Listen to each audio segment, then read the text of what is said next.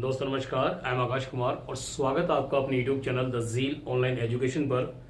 और प्यारे दोस्तों, आप सबको पता है कि RAS paper fourth, general English और RGS पेपर थर्ड, जहाँ डिस्क्रिप्टिव इंग्लिश का पेपर आता है SS का 50 मार्क्स का, उसकी क्लासेस हमने स्टार्ट की है।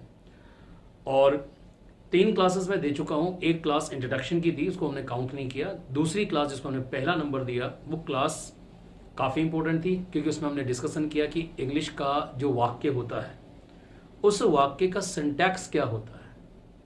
तो वो क्लास आपको ज़रूर देखनी है। सेकंड क्लास से हमने स्टार्ट किया समझना कि सेंटेंस जो होते हैं इंग्लिश में वो लिखे कैसे जाते हैं, क्या पैटर्न होता है उनका। मैं बहुत बेसिक पढ़ा रहा हूँ, ध्यान रखना। और मैंने आपको शायद पहली या दूसरी क्लास में भी कहा था कि ये मेरी जो क्लासेस है ये हिंदी मीडियम के स्टूडेंट्स को ध्यान में रख के मैं बना रहा हूँ। इंग्लिश मीडियम का स्टूडेंट जो होता है वो ज़्यादा यूज टू होता है इन चीज़ों के, वो समझता है इंग्लिश के पैटर्न्स क्या होते हैं। लेकिन जो हिंदी मीडियम का स्टूडेंट्स होता है, जो स्कूल लेवल पे 12th क्लास कैसे पढ़ के आता है इंग्लिश में, आप लोग बेटर जानते हो, राइट। और इंग्लिश का उसका दूर दूर का कोई लिंक नहीं होता है। लेकिन RAS मेंस के अंदर 80 मार्क्स के इंग्लिश आना, यस, और 20 मार्क्स आप हिंदी के भी उसमें जो आता है वहाँ पे ट्रांसलेशन, वो भी आप इसमें ऐड कर लो, 90 मार्क्स, तो बड़ा रोल है। RGS में भी 50 मार्क्स यस आपके इंग्लिश के हैं, उसमें बड़ा रोल है। तो आप सभी लोग जानते हो कि इस फील्ड में ये चैलेंजिंग आपके लिए। तो हम यहाँ ग्रामर की बातें नहीं करेंगे, जैसा कि RAS के पेपर फोर्थ में 20 मार्क्स की ग्रामर आती है, मैं उसकी बात नहीं करूँगा, वो बात की बात है जब पढ़ाई जाएगी। मैं पार्ट B और पार्ट C की बात करूँगा, जहाँ डिस्क्रिप्टिव पेपर है, पूरी तरह से इंग्लिश आपको लिखनी आनी चाहिए, राइट। तो इस आज की जो क्लास है ये थोड़ी सी बड़ी रहेगी, लेकिन ध्यान रखना आज की क्लास आपकी जो आगे की क्लासेस है उसका पूरा आधार रहेगी। इसलिए बिना स्किप किए हुए एक एक बात को समझ के चलना। मैं थोड़ा सा आपको रिकैप करूंगा पिछली क्लासेस का और आज की क्लास का कंटेंट बता रहा हूं कि आज हम क्या क्या करने वाले हैं। ध्यानपूर्वक समझना। देखो जो हमको क्या आना चाहिए, एक्चुअली कितनी चीजें हमें पता होनी चाहिए इंग्लिश को ठीक ठाक लिखने के लिए। क्या इंग्लिश को ठीक ठाक लिखने के लिए हमको क्या पूरी ग्रामर आनी चाहिए? मैं सोचता हूँ ऐसा कुछ नहीं है। ग्रामर का एक अलग रोल है। हमें इंग्लिश लिखने के लिए एटलीस्ट ये कुछ बातें बता रहा हूँ, आपको इतनी तो आनी ही चाहिए। कौन कौन सी पॉइंट है? देखो, सबसे पहले हमने देखा सिंटैक्स। सिंटैक्स आपको सभी लोग समझते होंगे। आप अगर आपने वो सिंटैक्स वाली क्लास नहीं दी तो प्लीज उस क्लास को जरूर लें। सिंटैक्स का मतलब होता है कि इंग्लिश में जो सेंटेंस के पार्ट होते हैं, सब्जेक्ट होता है, वर्ब होता है, ऑब्जेक्ट होता है, कॉम्प्लीमेंट होता है, उसको लिखने का क्रम क्या है। हिंदी का क्रम अलग है, इंग्लिश का क्रम अलग है। एक क्लास में इसकी दे चुका हूं, राइट। तो आपको अच्छी तरह पता होनी चाहिए। दूसरा जो पॉइंट आपको पता होना चाहिए वो ये होना चाहिए कि इंग्लिश में जो बेसिक है वो 7 बेसिक स्ट्रक्चर्स होते हैं। अंग्रेजी के जो वाक्य होते हैं वो 7 बेसिक स्ट्रक्चर पे लिखे जाते हैं। 7 से फिर बहुत सारे स्ट्रक्चर्स बन जाते हैं, तो बहुत सारों पे नहीं जाना है। आपको एक राय दूंगा मैं, आप कम प्रकार के सेंटेंस सीखो, यस, लेकिन जो सीखो वो करेक्ट सीखो। बस उसी का अभ्यास करना है और कुछ नहीं। ज्यादा सीखने से कोई मतलब नहीं है। और 7 बेसिक स्ट्रक्चर के अलावा हमें तीसरी बात जो सीखनी है वो सीखनी जो 3 प्रकार की वर्ब्स होती है, जो आज की क्लास का कंटेंट भी है। इसलिए मैंने कहा आज की क्लास का हर वर्ड, हर स्लाइड जो चलेगी आपके लिए बहुत इंपॉर्टेंट रहेगी, राइट। तो मैंने क्या कहा, इतनी नॉलेज कम से कम आपके पास में होनी चाहिए ठीक ठाक इंग्लिश को लिखने के लिए, राइट। आपका सिंटैक्स पता होना चाहिए, आपको कौन से वर्ब पैटर्न पे, आप कौन से सेंटेंस पैटर्न पे आपने अपना सेंटेंस लिखा है ये पता होना चाहिए थोड़ा सा। और सबसे इंपॉर्टेंट बात आपको पता होना चाहिए कि आपने जो वर्ब ली है वो कौन से प्रकार की वर्ब ली है। क्योंकि कोई सा भी सेंटेंस आप उठा के देख लो, आपको 3 प्रकार की वर्ब्स मिलेगी जो आज हम डिस्कशन करेंगे। या तो उसमें लिंक वर्ब है सेंटेंस में, या उसमें एक्टिव वर्ब है, या उसमें पैसिव वर्ब है। तो तीनों प्रकार की वर्ब पर आपका कमांड होना चाहिए अच्छा, राइट। तो देखो पिछली क्लासेस में कुछ मैंने सिखाया था, उसको थोड़ा सा हम आगे ले लेते हैं, राइट। ये पिछली क्लास का थोड़ा सा मेरा कैमरे की सेटिंग सही नहीं, तो ये थोड़ा सा रहेगा, थोड़ा मैनेज कर लीजिए प्लीज। बेसिक सेंटेंस पैटर्न में हमने जो पिछली क्लास की थी उसमें सब्जेक्ट वर्ब कॉम्प्लीमेंट को सीखा और आप लोगों ने अच्छी तरह देखा होगा। Subject verb plus adverb, adverbials को हमने देखा, है ना। उसके बाद में सब्जेक्ट और इंट्रांजिटिव वर्ब तक हमने पिछली दूसरी क्लास में कवर किया। यस, और मैंने बहुत सारे आपको सेंटेंसेस भी दिए थे, राइट। आज की जो क्लास रहेगी, उस आज की क्लास में पहली बात तो ये वाला मैटर पूरा करेंगे, है ना, कि 7 प्रकार के सेंटेंसेस होते हैं। 7 प्रकार के सेंटेंस में 3 सेंटेंसेस हमने पिछली क्लास में देखे हैं, 4th, 5th, 6th, 7th, ये आज हम देखेंगे, राइट। और इसके अलावा जो सबसे इंपॉर्टेंट है, राइट, जो आज की क्लास का मेन कंटेंट है वो ये है कि देखो जो 3 प्रकार की वर्ब्स होती हैं पूरी इंग्लिश में, इन 3 प्रकार की वर्ब को हमको सही ढंग से सीखना पड़ेगा। एक्टिव वर्ब, पैसिव वर्ब और आपकी स्टैटिक वर्ब्स, राइट। तो इस क्लास को अच्छी तरह आप देखो, मैं एक एक चीज को आपके सामने रखने की कोशिश करता हूं। तो दोस्तों हम 3rd पैटर्न की चर्चा करेंगे। 3 पैटर्न मैं आपको सिखा चुका हूं। 3rd पैटर्न अगर आप पढ़ सकें तो देखो लिखा हुआ कि सब्जेक्ट, वर्ब और ऑब्जेक्ट, सबसे कॉमन पैटर्न, है ना। सब्जेक्ट, उसके बाद एक ट्रांजिटिव वर्ब, उसके बाद एक ऑब्जेक्ट का लेना। आप सब लोग इससे वाकिफ होंगे, राइट। जरा कुछ चंद सेंटेंसेस देख लेते। देखो पहला सेंटेंस कौन सा है, the man killed a lion with his gun, right. तो हमने देखा कि ये क्या है, सब्जेक्ट है ना। देखो मैं पहले कह दूं, मैं बहुत बेसिक लेवल पढ़ा रहा हूं, जरूरी है अगर आप थोड़ी ऊंची छलांग मारना चाहते हैं तो 2 कदम पीछे आ जाना चाहिए, राइट। और मैं ये मान के चल रहा हूं कि आपको इंग्लिश में 12th क्लास के बाद में कभी आपने इंग्लिश को सही ढंग से पढ़ा नहीं, ये मान के चल रहा हूं मैं। हो सकता है आपको बहुत अच्छी ऑलरेडी आती हो, लेकिन मैं यहां से स्टार्ट करना चाहता हूं अपनी बात को, राइट। तो चौथे प्रकार का जो हम सेंटेंस स्ट्रक्चर ले रहे हैं वो कौन सा, एक सब्जेक्ट है जैसे कि आपने देखा द मैन, उसमें एक वर्ब है जैसे आपने देखा द किल्ड, और किसको मारा, वर्ब का प्रभाव जिस पे पड़ता है that is said to be object. तो किसको मारा, अ लाइन। तो अगर इस सेंटेंस को हम देखें तो उसका पैटर्न क्या है, सब्जेक्ट, वर्ब, ऑब्जेक्ट। बाकी ये विद हिज टूल, ये अलग प्रकार की चीजें मान लेते हैं, अपनी गन के साथ, अपनी बंदूक से उसने मारा, राइट। बेसिकली इसमें 3 एलिमेंट हमने देखे। पहला एलिमेंट सब्जेक्ट है, सेकंड एलिमेंट वर्ब है, थर्ड एलिमेंट ऑब्जेक्ट, और 4th एलिमेंट अलग मैटर है, उसके ऊपर हम डिस्कशन नहीं करेंगे। तो चौथे प्रकार के जो सेंटेंसेस होते हैं उसमें एक वर्ब हो, एक सब्जेक्ट होगा, एक वर्ब होगा, एक ऑब्जेक्ट, और एक ऑब्जेक्ट के अलावा कुछ और चीजें उसमें आ सकती है। वो आगे के हम जब सीखेंगे, जब मैं आपको निबंध कराऊंगा। ध्यान रखना, ये कुछ चीजें करवा दूं मैं आपको, सिंटैक्स मैंने करवाए, 7 प्रकार की ये स्ट्रक्चर्स आ जाएंगे, और आपकी जो 3 प्रकार की वर्ब जो आज कंप्लीट हो जाएगी। आज जैसे ही एक चीजें कंप्लीट हुई, अगली क्लास में सीधा आपको मैं पैराग्राफ राइटिंग पे लेके जाऊंगा, राइट। इसलिए आज की क्लास का एक एक पॉइंट को आपको समझना है ना। Internet has tremendously changed our life, कि इंटरनेट ने, किसने, इंटरनेट नहीं, हमारा सब्जेक्ट हो गया। इसने क्या किया, हैज ट्रेमेंडसली चेंज्ड, इसने पूरी तरह से बदल दिया है, बहुत व्यापक रूप से बदल दिया है। किसको बदल दिया है, आवर लाइफ, हमारे जीवन को। तो इसमें एक सब्जेक्ट है, एक वर्ब है, एक एक्स्ट्रा मैंने एडवर्ब लगा दिया, आप चाहो तो इसको हटा दो, ये लो, अपन सिंपल वाक्य बना लेते हैं, the internet has changed our life, internet ने हमारे जीवन को परिवर्तित कर दिया है। तो सब्जेक्ट एलिमेंट देखो, सब्जेक्ट है, एक वर्ब है और एक ऑब्जेक्ट। ये आपका तीसरे प्रकार का पैटर्न हुआ। और देखो, स्मोकिंग कॉजेज कैंसर, धूम्रपान कैंसर का कारण बनता है।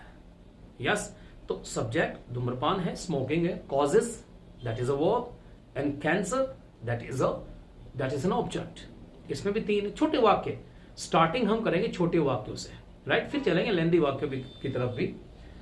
अब देखो एक छोटा सा, एक बड़ा हमने सेंटेंस लिया, थोड़ा सा लेंदी है। The government of Rajasthan initiated a new scheme for the welfare of the poor. ठीक है, थोड़ा सा लेंदी वाक्य आ गया। सब्जेक्ट क्या है, द गवर्नमेंट ऑफ राजस्थान। ठीक है, ये हमारा सब्जेक्ट है। क्या किया इसने, इनिशिएटेड, स्टार्ट करना, आरंभ करना। क्या आरंभ किया, a new scheme for the welfare of the poor, निर्धन लोगों के कल्याण के लिए सरकार, राजस्थान सरकार ने एक नई स्कीम इनिशिएटेड की, आरंभ की। तो आप फिर समझो, इसमें 3 एलिमेंट, सब्जेक्ट क्या है, the government of Rajasthan, verb क्या है, इनिशिएटेड, और क्या इनिशिएट किया गया है, अ न्यू स्कीम, किसके लिए, for the welfare of poor of the poor. तो यस, तो आपका एक सब्जेक्ट हो गया, एक वर्ब हो गया, एक ऑब्जेक्ट हो गया। क्या होता है कि ये मैंने पिछली क्लास में भी आपको एक बात बताई थी, और आगे और मैं आपको पढ़ाऊंगा जब हम आगे पैराग्राफ लिखेंगे उस वक्त, सब्जेक्ट हो, चाहे वर्ब हो, चाहे ऑब्जेक्ट हो, वो एक्सटेंड कर सकते हैं। कहने का मतलब ये कि सब्जेक्ट एक वर्ड का भी हो सकता है और सब्जेक्ट कई शब्दों का समूह भी हो सकता है। इस प्रकार से वर्ब जो होती है वो सिंगल वर्ड की भी होती है, बहुत सारे वर्ड का समूह भी हो सकता है। ऑब्जेक्ट एक सिंगल वर्ड भी हो सकता है, यस, और ऑब्जेक्ट कई शब्दों का समूह भी हो सकता है। तो वो धीरे धीरे, अचानक आपको ये जो फ्रेज करना है, ये फ्रेज निर्माण आपको स्टार्टिंग में नहीं आएगा। बेसिक जिसको आता है उसको आता है, ये आपको सिखा दूंगा आगे में, राइट। 6 सेंटेंस हमने देखा। The Jaipur police has arrested the culprit today morning. Jaipur police ने हैज अरेस्टेड, गिरफ्तार कर लिया है। तो किसने किया? जयपुर पुलिस ने अरेस्ट कर दिया। किसको? कल्प्रिट को। कल्प्रिट किसको कहते हैं? बदमाश, अपराधी, उसको गिरफ्तार आज सुबह कर लिया है। तो सब्जेक्ट कौन सा हुआ? सब्जेक्ट हुआ द जयपुर पुलिस। ओके, वैसे यहाँ पे हैज लगा लेते हैं थोड़ा सा, क्योंकि ये हैव लगा लेते हैं, आगे सिखा दूंगा हैव क्यों लगा रहा हूँ। हैज भी ठीक है, कोई इसमें कोई ज्यादा ग्रामर सोचने की जरूरत नहीं है। तो the police have arrested the culprit, subject क्या हो गया? Police, Jaipur police. वर्ब कौन सी हुई? हैव अरेस्टेड, किसको गिरफ्तार किया? कल्प्रिट को, that is in the object. और कब? तो हमने देखा एडवर्ब ऑफ टाइम भी है इसमें, टुडे मॉर्निंग। 4 एलिमेंट से बना हुआ है सेंटेंस है। और आगे चलते हैं। I with my friends play a football match on Sundays. मैं अपने दोस्तों के साथ, अब देखो सब्जेक्ट को मैंने थोड़ा एक्सटेंड कर दिया, है ना। आई, मूल सेंटेंस क्या है? I play a football match, लेकिन विद माई फ्रेंड्स इसको एक्स्ट्रा जोड़ दिया, कोई दिक्कत नहीं। ये इसको हम मॉडिफिकेशन कहते हैं, आगे मैं आपको सिखा दूंगा, राइट। तो आई विद माई फ्रेंड्स, मैं अपने दोस्तों के साथ play what? A football match. When? On Sundays, Sundays को मैं अपने दोस्तों के साथ फुटबॉल खेलता हूं। तो इसमें सब्जेक्ट है I with my friends, okay. Play, ये क्या हो गया? आपका वर्ब हो गया। अब football match, that is an object, and on Sundays, that is a time phrase, okay. Britain ruled India for around 400 years.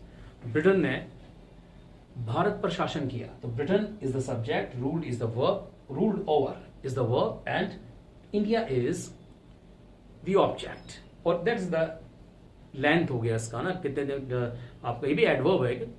तो ब्रिटेन ने भारत पे लगभग 200 सालों तक शासन किया। स्ट्रक्चर पकड़ो, स्ट्रक्चर एक सब्जेक्ट, एक वर्ब, एक ऑब्जेक्ट और ड्यूरेशन है। हाँ, मैं ये बेसिक इसलिए सिखा रहा हूं सो दैट जब आप लिखना शुरू करें ना, स्टार्टिंग में आपका रिदम बनना चाहिए। एक बार अगर आपने सेंटेंस का पैटर्न पकड़ लिया ना लिखने का, फिर कोई दिक्कत नहीं है। यस, सबसे इंपॉर्टेंट बात है, मैं देखता हूं कि आप ग्रामर से नहीं होता, आप सीधा सेंटेंस को पकड़ो, सीधा सेंटेंस के स्ट्रक्चर को पकड़ो, बस हो जाएगा। आगे चलते हैं। All the members of the committee have passed a resolution against eve teasing. एक बड़ा सेंटेंस है थोड़ा सा, राइट। इसको समझने की कोशिश करते हैं। ज्यादा बड़ा तो क्या है, आप लोग आराम से इसको समझ सकते हैं, राइट। देखो, all the members of the committee, what is the subject? Subject is all the members of the committee, right. और उन्होंने क्या किया है? ये आपका सब्जेक्ट फ्रेज हो गया, ठीक है। वर्ब कौन सी है? हैव पास्ड, उन्होंने पास किया है। क्या पास किया है? अ रेजोल्यूशन, एक रेजोल्यूशन पास किया है अगेंस्ट ईव टीजिंग। किसके खिलाफ? ईव टीजिंग के खिलाफ। ईव टीजिंग का मतलब जो लड़कियों के साथ में छेड़छाड़ घटना है उसको हम ईव टीजिंग कहते हैं, राइट। तो अ रेजोल्यूशन, ऑब्जेक्ट कौन सा है? रेजोल्यूशन, ये आपका ऑब्जेक्ट है और ये रेजोल्यूशन का कॉम्प्लीमेंट एक्चुअली ये अगेंस्ट ईव टीजिंग। तो फिर सेंटेंस को देखो, क्या है sentence?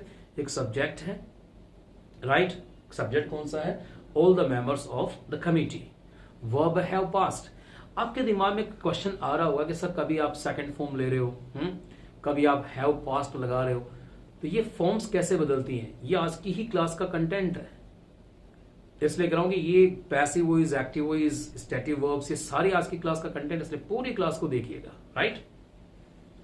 It is we ought to grow more. अब देखो अगला सेंटेंस लेते हैं। We ought to grow more and more trees to check environmental pollution. हमें उगाने चाहिए, ऑट टू ग्रो, ये हमारी वर्ब है, एक मॉडल है इसमें, एक वर्ब है। वी ऑट टू ग्रो, हमें उगाने चाहिए मोर एंड मोर ट्रीज, अधिक से अधिक वृक्ष उगाने चाहिए। क्यों? टू कंट्रोल, चेक का मतलब कंट्रोल, एनवायरमेंटल पॉल्यूशन, पर्यावरण प्रदूषण को कंट्रोल करने के लिए हमें अधिक से अधिक वृक्ष उगाने चाहिए। तो सोचो, subject we, verb ought to grow, और क्या उगाने चाहिए? More and more trees. और व्हाई? ये पर्पस है, टू चेक एनवायरमेंटल पॉल्यूशन। तो जो ये है फोर्थ टाइप का स्ट्रक्चर। पहला मैंने आपको सिखाया एक सब्जेक्ट, एक वर्ब, एक कॉम्प्लीमेंट आता है। दूसरा मैंने सिखाया एक सब्जेक्ट, एक वर्ब और एडवर्बियल आता है। तीसरा हमने सीखा एक सब्जेक्ट, एक इंट्रांजिटिव वर्ब और कुछ उसके साथ में टाइम शोइंग वर्ड्स यूजुअली आते हैं। ये तीन। आज ही हमने चौथा लिया एक सब्जेक्ट, एक वर्ब और एक ऑब्जेक्ट। यस, तो that is the fourth type of structure. इनको आप लिखते रहना साथ में, कुछ भी नहीं है, इतना सा सीखना है अपन को। सिंटैक्स सीखने हैं, 7 प्रकार के जो सेंटेंस होते हैं वो सीखने हैं, 3 प्रकार की वर्ब सीखनी है। बस मुझे इसके अलावा आपको कुछ नहीं सिखाना। उसके बाद में केवल और केवल अभ्यास करेंगे आप इन्हीं को स्ट्रॉन्ग बनाएंगे।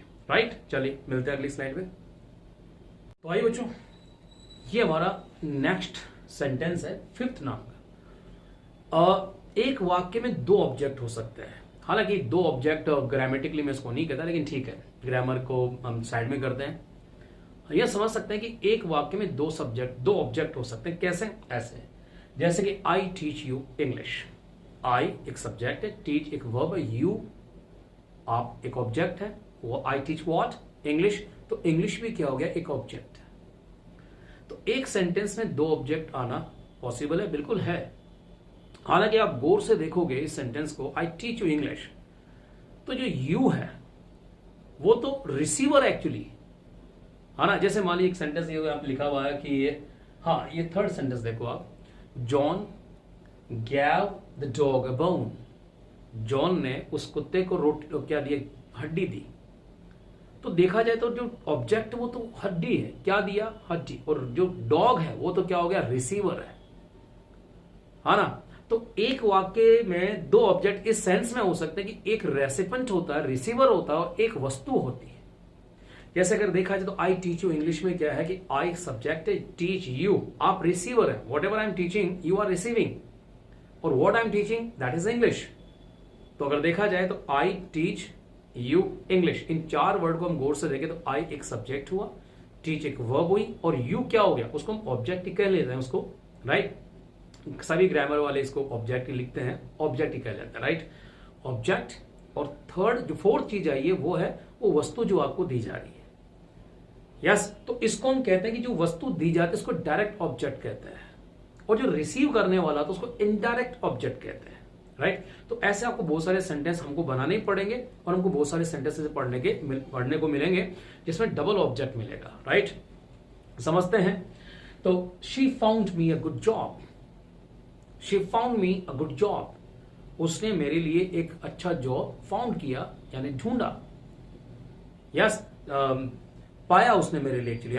तो शी एक सब्जेक्ट हो गया, फाउंड एक वर्ब हो गई, रिसीवर कौन है जॉब का? मैं हूं, तो मैं इनडायरेक्ट ऑब्जेक्ट हो गया। I found, she found me what? A job, a good job. तो जॉब क्या हो गई? वस्तु हो गई एक तरह से, दैट इज डायरेक्ट ऑब्जेक्ट। तो आप ये समझिए कि एक वाक्य में हमें डायरेक्ट ऑब्जेक्ट मिल सकता है, एक वाक्य में हमें इनडायरेक्ट और डायरेक्ट ऑब्जेक्ट दोनों मिल सकते हैं। राइट, यहां देखो ये डिस्कस हो चुकी है। The lady sang us a melodious song, कि उस महिला ने हमारे लिए एक मधुर गीत गाया। तो महिला ने लिटरली जो उसका ऑब्जेक्ट है वो तो कौन सा? गीत है ना, मधुर गीत है। और हम उस गीत को रिसीव करने वाले, सुना किसने? हमने सुना ना, तो we are the receiver actually. तो रिसीवर हमेशा इनडायरेक्ट ऑब्जेक्ट होता है, और रिसीवर की जो जगह होती है सिंटैक्टिकली, अगर इसकी जगह हम देखें तो सिंटैक्टिकली इसकी जगह वर्ब जो है आपकी मैन वर्ब उसके तुरंत बाद में भी आ सकती है, और उसके पहले आप डायरेक्ट ऑब्जेक्ट लेके इनडायरेक्ट को बाद में भी ले जा सकते हो। जैसे कि मैं ये जो यू है इसको मैं यहां ले सकता हूं, आई टीच इंग्लिश। अब मैं यू लगाने से पहले मुझे प्रेपोजिशन लेना पड़ेगा, I teach English to you, you बोलना पड़ेगा। राइट, या नीचे लिखा हुआ कि she found me good job, तो यहां मुझे बोलना पड़ेगा she found a good job for me, या फिर फोर आएगा। जैसे यहां पे लिखा हुआ है कि John gave the dog a bone. अगर मैं इनडायरेक्ट ऑब्जेक्ट को बाद में लेकर जाता हूं और वस्तु को पहले लेके आता हूं, जैसे कि शी गैव द बोन, या कौन क्या है? John gave the bone, John ने हड्डी दी। लेकिन किसको? To whom? To the dog. तो आपको टू द डॉग बोलना पड़ेगा। या डॉग को अगर आप पहले ले लेते हैं तो प्रेपोजिशन की जरूरत नहीं होती है।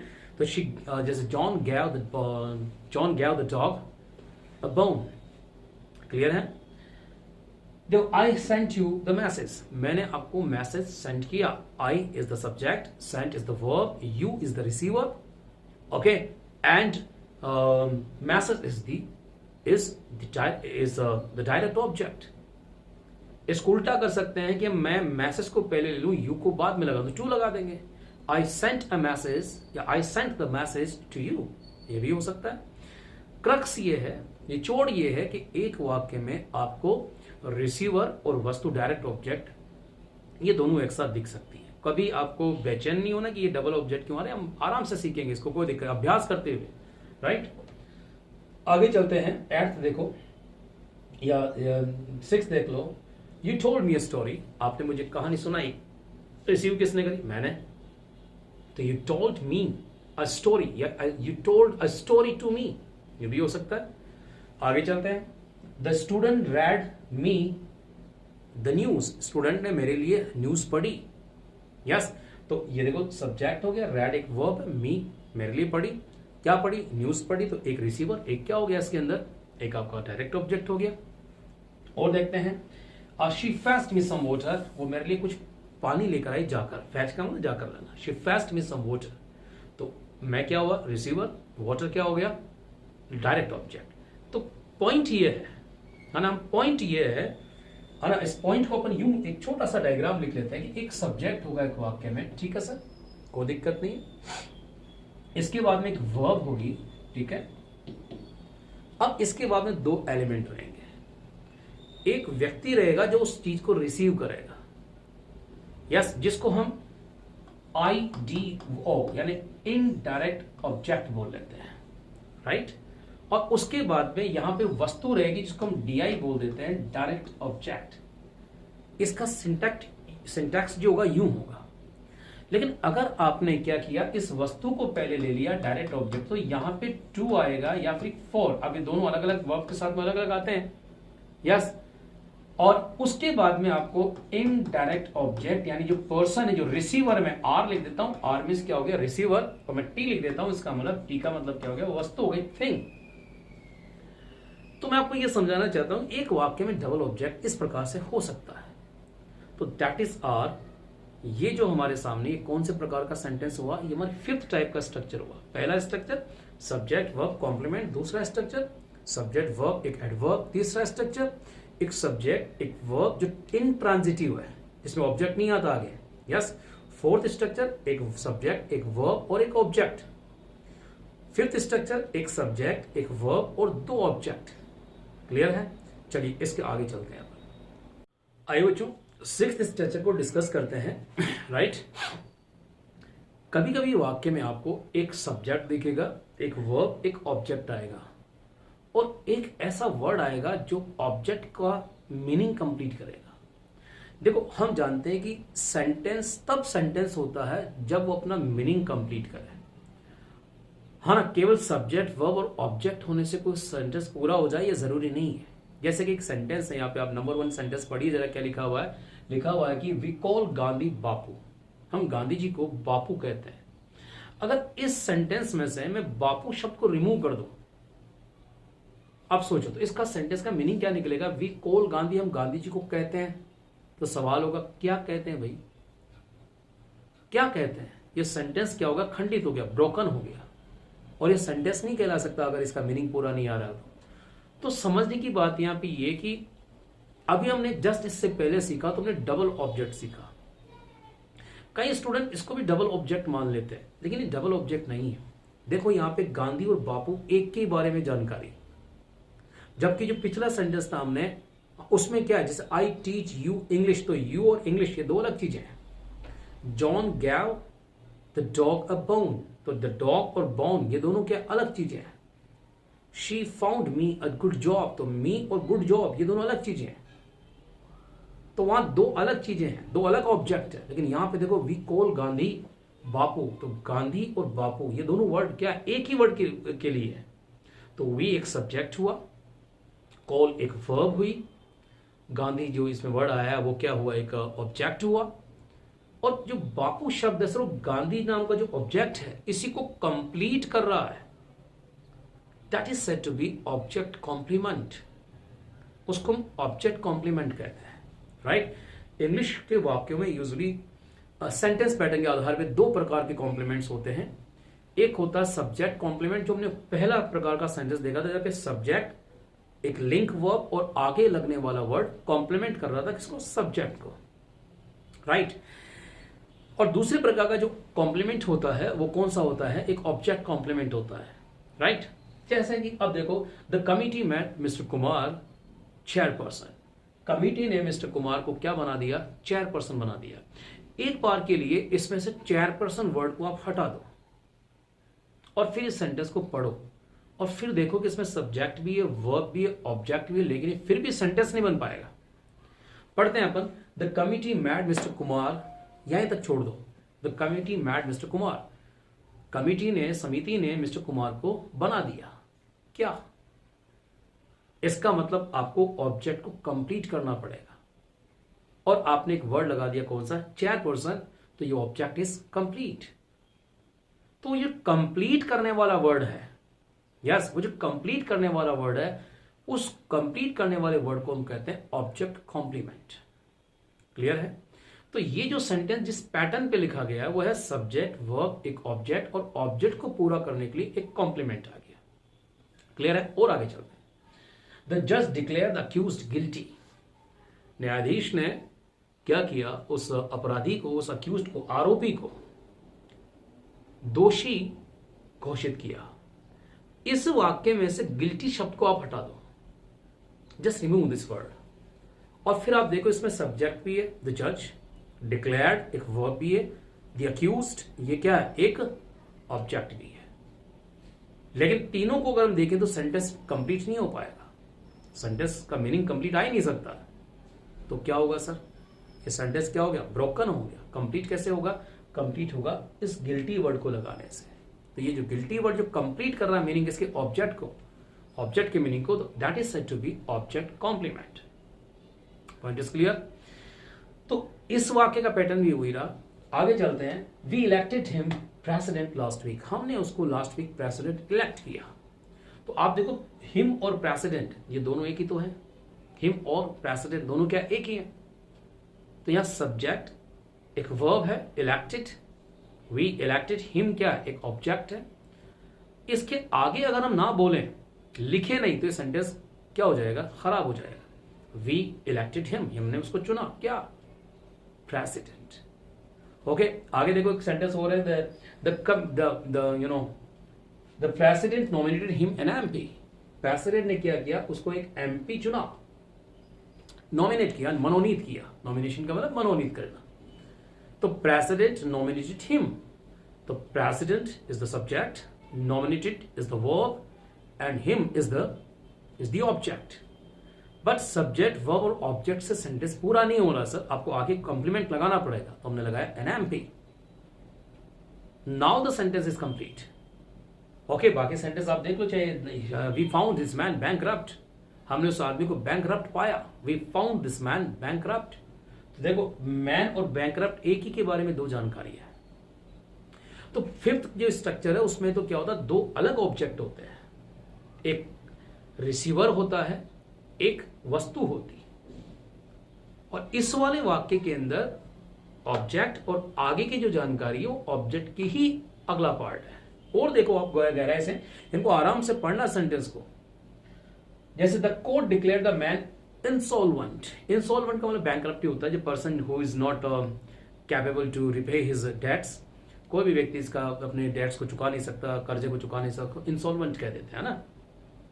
तो कोर्ट ने उस आदमी को डिक्लेयर कर दिया इंसॉल्वेंट। तो आदमी और इंसॉल्वेंट एक ही है, मतलब आदमी का ही क्या है, वो ऑब्जेक्ट का ही क्या है, अगला पार्ट है।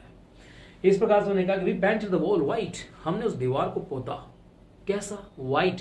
तो सर ये जो व्हाइट वर्ड आप देख रहे हो ना, that is also an complement.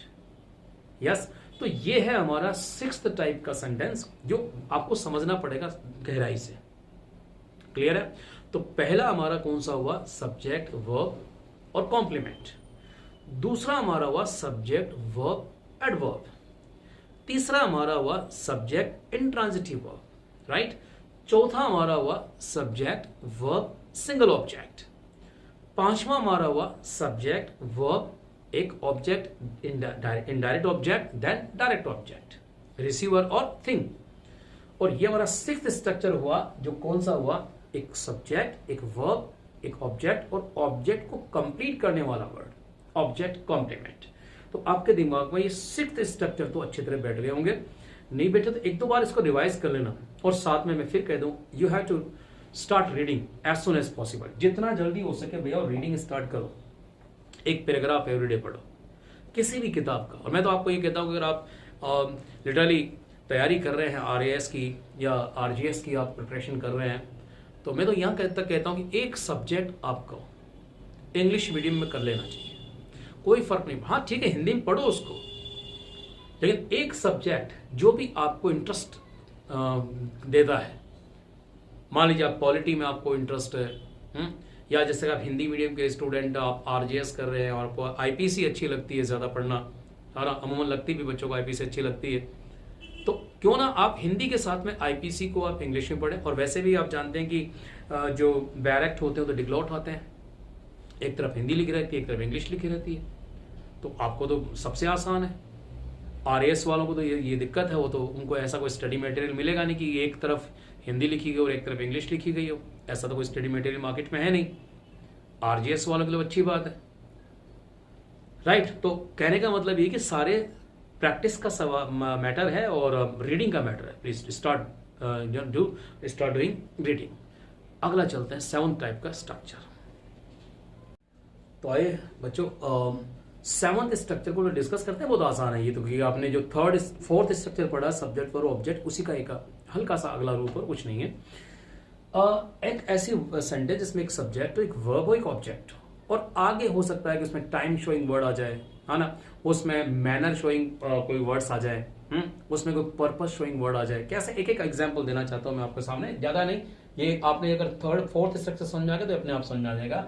जैसे एक हम ले लेते हैं, है ना, फॉर एग्जाम्पल आई स्टार्टेड, छोटी, मैं बिल्कुल इसको आसानी से सिखाना चाहता हूँ। आई स्टार्टेड द क्लासेस, मैंने क्लासेस स्टार्ट करी। वाक्य का, सेंटेंस का पैटर्न समझ आ गया। एक सब्जेक्ट है, एक वर्ब है, एक ऑब्जेक्ट है। आगे मैं टाइम देना चाहता हूँ और आगे मैंने लगा दिया लास्ट वीक। क्या लगा दिया? Last week. I started the classes last week. तो ये लास्ट वीक क्या हो गया? एडवर्बियल हो गया। तो ऐसे तो हम 4th जो सेंटेंस था उसमें आ चुका है ये, राइट। या पर्पज आ जाए, जैसे मैंने कहा, आपने कहा कि यू ऑल आर, आप सभी लोग, यू चेक माई क्लासेस, आप सारे के सारे क्या करते हैं, मेरी क्लासेस लेते हैं, ठीक है। ये आपने क्या ले लिया? एक सब्जेक्ट आ गया, एक वर्ब आ गया, एक ऑब्जेक्ट आ गया। मैं पर्पस देना चाहता हूं, क्यों लेते हो आप क्लासेस? तो आपने कहा टू प्रिपेयर फॉर। क्यों लेते हो आप क्लासेस? टू प्रिपेयर फॉर, तैयारी करने के लिए, for prepare for language paper, उस लैंग्वेज पेपर की तैयारी करने के लिए आप क्या करते हो, मेरी क्लासेस लेते हो। तो ये पर्पज हो गया किसका? आपकी वर्ब का। क्यों लेते हो? To prepare for the language paper. तो ये 7वें प्रकार का क्या हुआ हमारे सामने, क्या आया? एक स्ट्रक्चर आ जाता है जो आपका जो 4th प्रकार है उसी से बना हुआ है, राइट। इसमें कोई विशेष नहीं है, इसलिए मैं ज्यादा चर्चा नहीं करूंगा, right.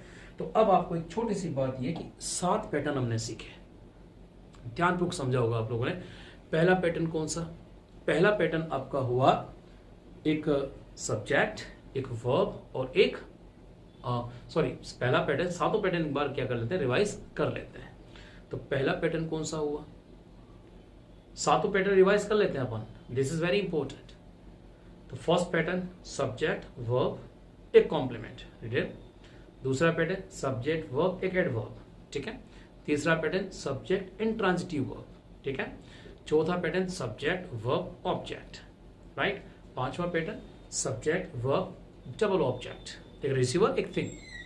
6th pattern subject verb object और एक कॉम्प्लीमेंट जो सब्जेक्ट ऑब्जेक्ट को कंप्लीट करेगा। और 7वां पैटर्न सब्जेक्ट वर्ब ऑब्जेक्ट और एक और एडवर्बियल। तो सबसे अब जो कोई सब कितना बड़ा लेंथी सेंटेंस हो, अगर उसकी बारीकी में जाओगे, गहराई में जाओगे, तो आपको ये 7 में से कोई ना कोई पैटर्न दिखेगा। अधिकतर कुछ सेंटेंस जो जिससे थोड़ा बाहर चले जाते हैं उसमें हम डिस्कशन नहीं करेंगे, मैंने कम पढ़ेंगे, जितना पढ़ेंगे स्ट्रॉन्ग पढ़ेंगे। आप इन 7 प्रकार के सेंटेंस को अगर सही मजबूती से पकड़ लेते हो तो मान के चलो काम हो गया आपका। बस इनके साथ में कनेक्टर्स यूज करना आना चाहिए। एक सेंटेंस को दूसरे सेंटेंस से कैसे कनेक्ट किया जाता है, हमें थोड़े से कनेक्टर्स की नॉलेज होनी चाहिए, जिसको आप कंजंक्शंस कहते हैं, उनकी नॉलेज होनी चाहिए, राइट, बस। और अब जो इसके बाद में जो हमको चीजें सीखने की है ना, दैट इज वेरी इंपॉर्टेंट। अब आ रहा है सबसे इंपॉर्टेंट पार्ट। यस, तो आज की क्लास में हमने ये जो सीखा ना, ये काफी इंपॉर्टेंट था, राइट। और अगली क्लास मैं उस पार्ट को इसमें जोड़ना चाहता हूं वैसे तो, राइट, लेकिन मैं सोचता हूं इसको 2 पार्ट में कर दिया जाए। एक पार्ट मैंने दे दिया है, इसका अगला पार्ट, यस, जहां सबसे इंपॉर्टेंट चीजें आपको समझ में आनी चाहिए। तो यहां तक की तो आप सबसे पहले क्लास को समझो। तुरंत मैं अगला पार्ट इसका लॉन्च कर रहा हूं इसी के साथ में, साथ ये दोनों एक साथ अपलोड हो रहे हैं। इन 7 पैटर्न को समझने के बाद में जो अगली क्लास आ रही है ना, that is most important class. वो क्लास आपके पूरे ग्राउंड को तैयार कर देगी, ठीक है। तो let's get ready for the class. Thank you very much for joining me. आपको क्लासेस अगर अच्छी लग रही है, अच्छी लगती है, तो लाइक वाइक कर दिया करो, शेयर कर दिया करो सबको, राइट। और इसको और हम कैसे इसको बेटर कर सकते हैं, आपकी सजेशंस हमारे लिए रहनी चाहिए, राइट। बाकी मैंने आपको कहा कि एक हमने 7 पैटर्न सीखने, एक सिंटैक्स सीखना और 3 वर्ब हमको आनी चाहिए, जो अगली क्लास का कंटेंट रहेगा। Thank you very much. Let's meet in the next class.